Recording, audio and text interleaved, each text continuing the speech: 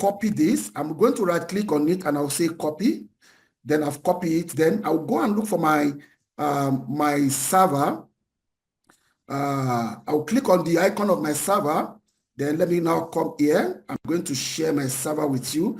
You can see that I'm doing it step by step. I don't want to hide anything away from anyone. Please, if you see my server, please tell me you see my server. Yes, I can see it. Yes, sir. Yeah. So now I'm inside my server, and you can remember that I've right-clicked on the HFM application on my that I downloaded.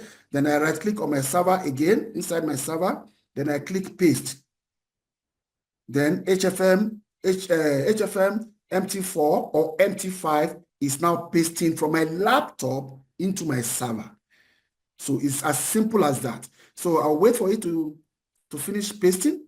Okay, it has been done. Now, after finishing pasting, the next thing I'm going to do now is I'm going to double click on the application to install it. Yeah, now I'm installing it. Next.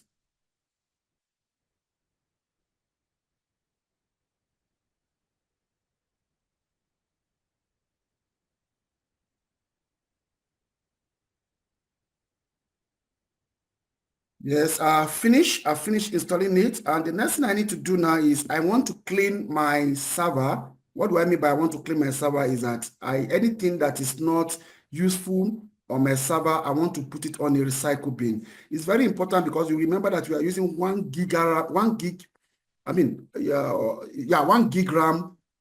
VPS. So don't overload the VPS.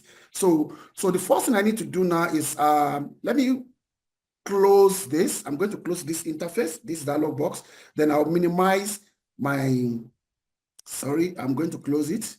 Then I'll minimize the window. Then I'll come here. This application I copy from my laptop to my server. I'm going to put it on my recycle bin. I don't need it again. Metacode editor, I don't need it. It's for programmer. I don't need to do anything here.